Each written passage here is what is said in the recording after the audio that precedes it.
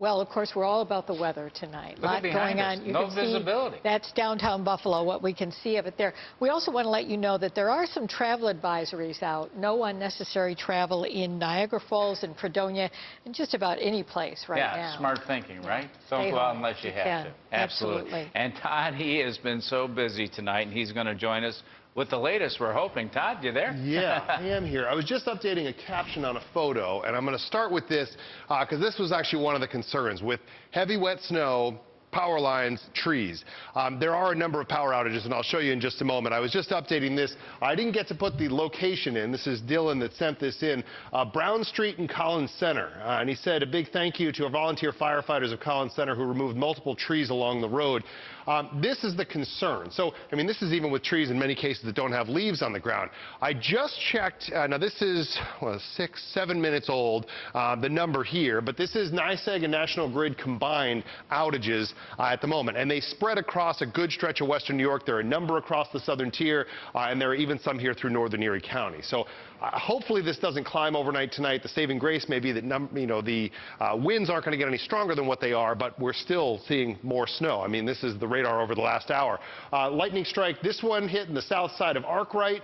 That one was North Buffalo. I'm pretty sure it was the tower that comes up right in the back of, or that is right behind our building here. Hamilton, another one outside Erie, PA. So there's plenty of lift in the atmosphere right now and a whole lot of moisture that's worked its way into the area. So as far as what we're dealing with, everything's getting coated. I mean, especially when we started to just get some of those minor little coatings, even with temperatures up towards Niagara Falls still at 34 degrees, all it takes is enough snow to fall. It cools the air on the way down, and it cools what it's landing on top of. So if it's landing on top of snow, it's sticking. So this is the widespread coverage through tonight and early tomorrow morning.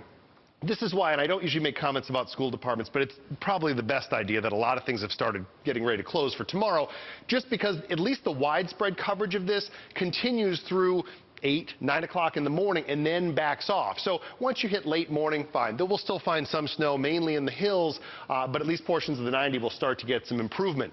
Just the fact that it goes all night, all the secondary roads are going to be coated, and everyone's going to have to deal with trying to get their cars out and that sort of thing. So we'll take a look at the updated totals. I will say through Friday evening, it's not out of the question for a few lighter snow showers, but we're not going to find much more. So these numbers basically carry you to the end of the winter storm warning, which for all of western New York is 1 p.m. tomorrow.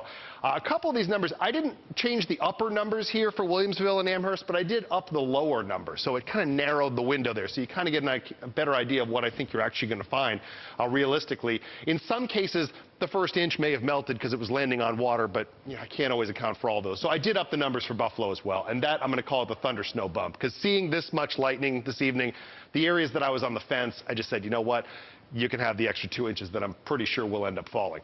Breeze out of the northeast. Despite the fact the snow's been filtering in this way, that colder air has been undercutting it. So these are the sustained winds. That puts wind chills down in the low 20s and upper teens, despite temperatures that are actually not all that bad for our standards. So this is a borderline event any way you slice it, but it's an impactful event with these type of numbers on the ground by sunrise, and then the rest of those ranges filling in during the morning hours tomorrow for the most part. Gusts tonight, if I was standing in front of that, up to 45 miles per hour. Tomorrow, up to 35 miles per hour. Temperatures barely getting above freezing.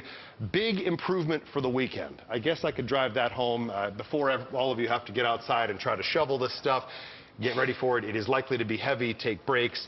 Just be safe in general driving. Leave yourself extra time tomorrow morning. It almost felt like spring the last couple of weeks, and here we are back in it. Yeah, it's a good reminder not to get out there and start digging right away. Take it easy.